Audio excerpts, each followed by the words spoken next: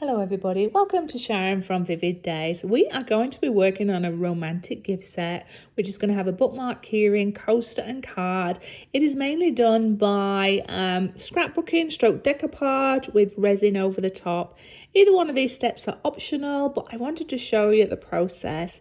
Now you could have chose to just stop with the paper and not add resin, but I just wanted to add a little bit of interest to it, and it just helped bring a little bit of depth and turn them into quite some nice gift sets. If you're new to my channel, welcome. If you've been here before, thank you so much for your continued support. And remember, consider me a subscribe and hit that notification bell if you haven't already. Comments and shares are always welcome. So the start of this project, I have some MDF, I call them blanks, but it's a coaster, keyring or bookmark. And what I'm going to do is embellish them. So you can see I've got two colours that I'm working with. One's got like a beautiful rose and soft pinks. Then there's quite a vibrant pink in there. And I embellish it with some gold, some fluorescent pink, and some resin and sparkle and positive word. So for each of these, I did apply white paint to the front and the back. And I'm now going in there with Mod Podge to act as a sealant and also a glue, just to help with getting the composition together. So I work on 3 of them simultaneously. I like to make life hard for myself. And I am applying gold leaf just as that Mod Podge is getting tacky. You can see I'm getting it stuck to my fingers. Could call me gold finger. And it doesn't have to be perfectly symmetrical on all of them. They just want to look like they're a suggestion that they belong to a family.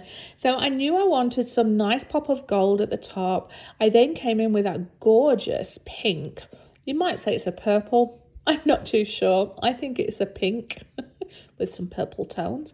And then I come in and add some warmth with that lovely red and pink and a little bit of like grey that's throughout there. And once I'm happy with the look, I make sure that it is all stuck down and add extra glue if I need to. And then I follow the process on my bookmark and then on to the keyring. And I really enjoyed the look of this. Once I've done one side, I flip them over and work on the backs of them, every one apart from the coaster, because the coaster is going to have a little bit of velvet underneath so that when it's placed on the table, I don't know, it just looks a little bit more posher. That is an optional extra, and I did still put Mod Podge underneath to help seal it because it is MDF. If you're going to be having a drink on there, you don't want it to go rotten fairly quickly. Anyway, I hope wherever you are in the world, you are safe and well. You can see I've got the ambiance set up as I'm creating. I've got my candle burning for some nice scents. I sprayed the room with orange to help invoke creativity. I got some plants around me, my stones, a little Buddha to rub his tummy every so often. Sometimes I just want to go into the Zen space while I'm creating, and this is the benefit of doing voiceovers because I can really immerse myself in the creative process. I'm learning more around journaling and decoupage and just having fun with paper. Here is the end result. Now I'm going to show you how I got to that. So I usually work on one, get the composition I like, and then go back and follow it through. So I added some pink fluoro, I added some tape, which I'm now doing at the minute, and I apply it in approximately the same way, but it's not going to be ideal because the sizes have changed. I came in with a dark purple washi tape, and then I came through with a thinner white one that has a little bit of writing. I then put a sticker in the middle just to seal it all together, which is a little heart, put on some positive words, add a little bit of the fluorescent paint and stamp on some letterings, and then I go around the edge and darken them just to help make them pop. Now I just put a lot of instructions your way, but you're going to see me go through this process and work through it. I also apply a little bit of the gold pen. Now I tend to smudge it on to try and help a little bit with that vintage look, and I would just say just have a go until you find the balance that works for you and that you enjoy. For these kind of projects, there is no right or wrong. I know that there are channels out there that are very proficient when it comes to journaling and decoupage. I myself have now created a second channel which is specifically for this, and I've got my first videos that are going out in August, and I've got 5 already completed, and I am loving going down exploring the journaling. So I will put a link in my description, and then a future channel that will be coming will be all about my brushwork and breaking down my processes to try and help encourage people to give art a go, because there are some science behind it, there's some natural skill, but it's all about muscle memory and tricking the brain and trying. Anyway, here's the fluorescent paint. I applied it with my finger because I felt I had more control.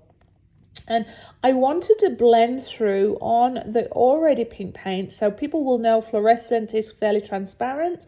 So I am trying to get a balance of it impacting the gold, enhancing the pink, but also bringing it through to the signage so it all feels connected and it's not so disjointed.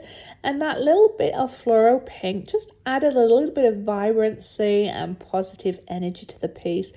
When I am applying it around where the words are, there's very little on my finger, and I am trying to blend it through so it's not so harsh and just look like it's dumped there.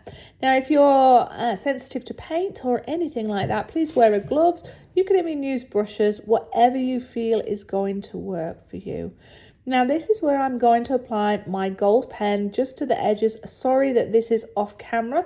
Once I apply it around the edges, I come back and sometimes with a cotton bud, give it a little rub so that it is not so perfect. I felt that the gold on the edge would make it look quite classy, but I'm rubbing it out as I put it on because I wanted some areas to look smudge and for the gold to bleed out a little bit very subtly through to the middle. And again, it just helps bring it all together. And the process that you see me doing on the bookmark is exactly the same for the keyring. And I was quite inspired by what I did to the bookmark. I then came through and added a little bit more pink to the coaster. Even though the coaster was my prototype, I'm like, come on Sharon, get in there, stick some fluoro on it, add a little pop of colour. Now I'm using a crayon here just to rub across the edge. Once the crayon's on, I come with a cotton bud that's slightly damped and I almost rub it off, but it's not really, it's blending it out and it's not so harsh. And then it helps make that old vintage look. Once I've diluted it and, rubbed in that little bit of cotton bud with water, I then come back over it just to help give that sharp edge again, and to me adds a lot of value and it helps make it all pop. Anyway, I am Sharon. I have digressed. You understand my whole process now.